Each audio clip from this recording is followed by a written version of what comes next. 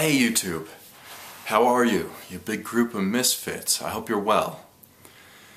Because microevolution is macroevolution over time, I'm going to show you the fruit that creationists don't want you to see. It's called the ugly, and it seems to me as if it's part lemon and part orange, and it's delicious.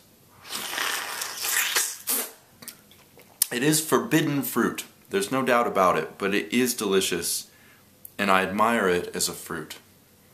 I admire you also as a fruit. Thank you for tuning in. I have corrections to make. I have a movie to review. I have discussions to engage in, and I have chosen YouTube as my platform for doing so a long time ago, and I've never been able to alter that choice for some reason. And so I hope that you can lend me your understanding and your sympathies, because that's one of the pillars of morality: sympathy and empathy. And the other pillar is reciprocation and fairness. And so egalitarianism, being a moral structure of looking at the universe, is one in which we look at the various factors of life. So why advocate for niggers? And one of the reasons that we do that is that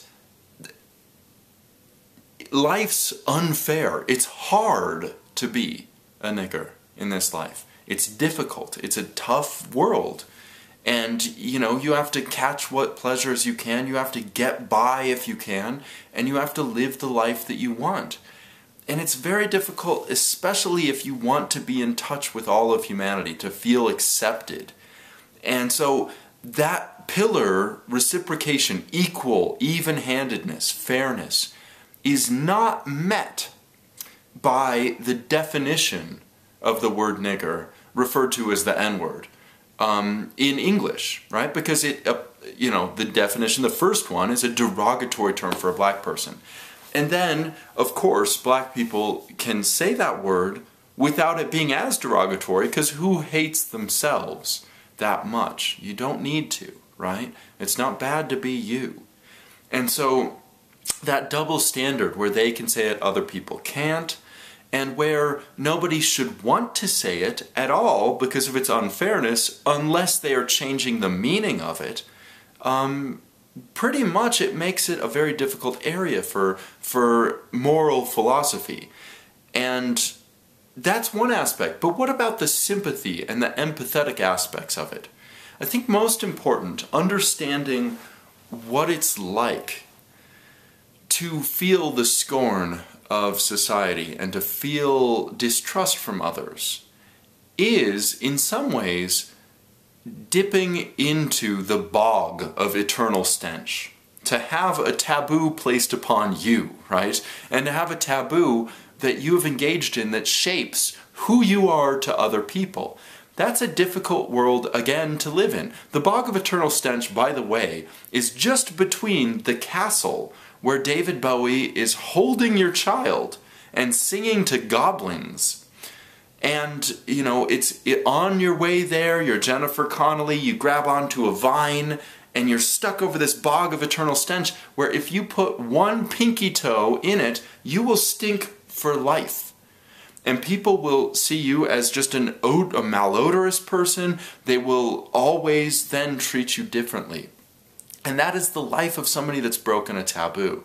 If you, say, are in a rural community and you go to high school and one day you forget your pants and your underpants. Whoops, you still had a shirt on.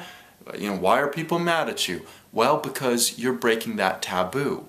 And your waist down, mind you, and you keep pointing that out, your nudity has shaped their opinion of you, and that will be like dipping your whole legs in the bog of eternal stench for the rest of your life. Especially if you stay in that community, you're going to be treated as the guy who came to school without pants on or underwear. And that happens sometimes. Not the pants and underwear thing, that would be really bizarre because we get socially trained to put them on. But it does happen that we break taboos. And so then it becomes, how constricted is society? And that's when Ludo comes in. Ludo is the furry, big orange Ludo, and he loves Jennifer Connelly, right? And he wants her not to be in the bog of eternal stench. So he summons some buddies, right? He's like, proud to be a nigger, and all these rocks roll into the bog, and she suddenly has a place to stand. And she doesn't have to get drenched in that putrid fluid and substance of the bog. And that's niggering. That's what Ludo was doing. He was niggering. He was proud to be a rapist. And all the rocks come. And suddenly, what is this rock here? Rapism is the science of preventing rape. I can stand on that. I can avoid that bog by relying on that foundation. And of course, proud to be a zoophile. Zoosexuality is natural. And Ludo will save you by niggering. And he can, and it just depends on your circumstance and how society views you and how much time society will give to understanding you. And that depends on your likability and the fascinatingness of you. So let's talk again about untraceable here. A fascinating murderer has connected the device of killing to the internet. He's crowdsourced his murder. And as you tune into his website, the counter on the website increases, making it so that the person dies more quickly. Now, people on the internet are mindless. They think they're having sex when they masturbate. They think that it's worth watching the Vlog Brothers do dishes, right? They care about anything. A cat, a fucking guy pulling on his hat 10 times, right? To the sound of, you know, Iron Man, right? And you can do any, the internet has all these things to it.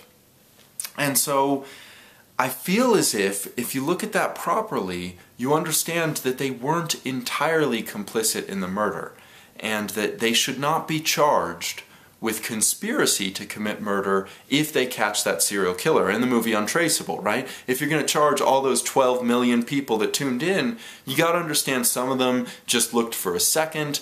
And then also, but the complicity of people that link to the page and say, hey, let's go kill with this guy, right? Those people, their complicity is higher. And what you tune into online does matter. And you should vote with your feet and with your eyes and with your keyboard. And in that sense, I hope that you're voting properly. I hope that if you're just here to hate me or whatever, that you'll move on. You are voting with your comments and your likes or your dislikes.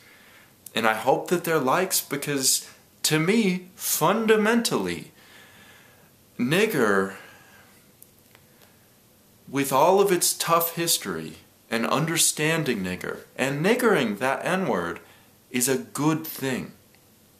Now, I would never defend the inappropriate usages of that term, the hurtful, hateful, but I always claim it is about the surroundings. It's not the sequence of letters, right?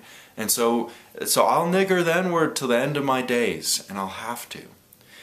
But, so again, back to untraceable. People hate that. So the government said, hey guys, don't go to this website, and nobody on the internet listened. But the government said, look, going to this website increases the speed at which he can commit crimes. Don't do it. But he kept doing it. And so did the internet. And I don't think the internet is totally blameless. So when I said, don't troll me, leave me alone, right? What I'm really saying is, hey, when you bring your negativity to the table, I can't handle all of it, right? Some of the negativity out there is too extreme. We have to handle it in an orderly fashion. A truth and reconciliation committee, that's fine. Niggering is positively that, but it requires that you don't be so ugly to me, right? So again, a creationist cannot handle this. right? A creationist does not believe in the ugly fruit. They don't. But